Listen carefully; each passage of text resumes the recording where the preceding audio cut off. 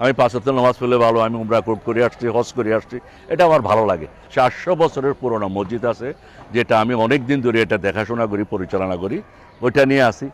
আর সভাপতি আর কি। আমি চিল্লাতে যাই, 40 দিনে চিল্লাতে যাই, 3 দিনে চিল্লাতে যাই, আমার এটা এখন ভালো লাগে, তৃপ্তি লাগে। না আসলে কি মানে ফিল্মের লোক যে এবাদত করে না, সেটা যদি বললে ভুল হবে।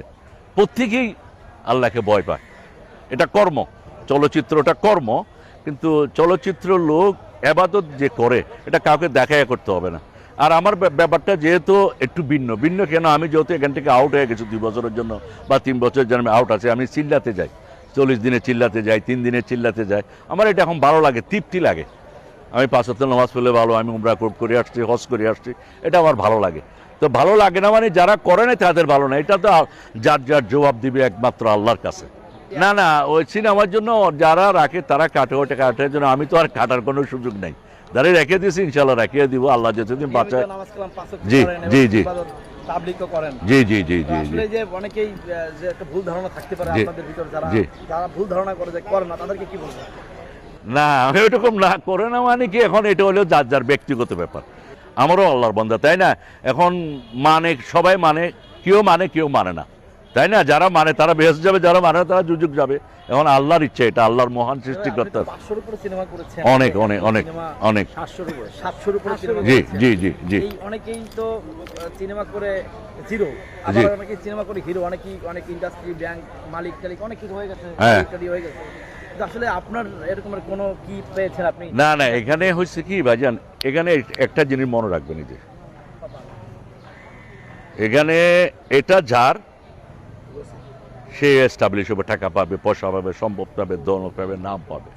এখন যার থাকবে না সে পাবে না। এখন আমি 1000 ছবি করি না কেন, এখন আমি তো আর টাকার পিছু করি নাই, আমি টাকা করি নাই। কোনো প্রযোজক ইন্ডাস্ট্রিতে বলতে পারবে না ইলিয়াস কুমার, আমি যখন ব্যস্ত ছিলাম আমার হাতে একসময় মনে করেন যে 45টা ছবি ছিল, এক রানিং, তখন আমি টাকার জন্য কারো বলি নাই, যাই দিছে আলহামদুলিল্লাহ নিয়েছি। কিন্তু এরকম একটা দিন আসবে, ছবি থাকবো না, ইন্ডাস্ট্রি থাকবে না, ইলিয়াস কুমার থাকবে না, ওইটা তো আসলে মাথায় ছিল না, বুঝছেন না? ওইটা মাথায় আসলে মাথায় এটা ছিল না যে মানুষ চলতে হলে টাকা লাগবে, পয়সা লাগবে। তো এখনকার আল্লাহ কাছে লাখো সুরিয়া ছেলেবেলেগুলি এখন মোটামুটি লেখাপড়া শেষ পর্যায়ে একটু চাকরি বাকরি করে। আমি এখন বয়স একটু 70-এর কাছাকাছি হলেও সুস্থ আছি, ভালো আছি, সৎ কাজ করি। আমি ওই যে আমার ওই যে বাগান, ওই যে গরু পালা ফার্মগুলো আছে, বাগান আছে, এটা সামাজিক কাজগুলি আমি বিশেষ করি। ওখানে একটা বড় মসজিদ আছে, হ্যাঁ আমাদের ওখানে কক্সবাজার গ্রামের নাম হচ্ছে নোয়াখালী পাড়া, ওখানে একটা প্রায় 400 বছরের পুরনো মসজিদ আছে, যেটা আমি অনেক দিন ধরে এটা দেখাশোনা করি, পরিচালনা করি, ওইটা নিয়ে আসি।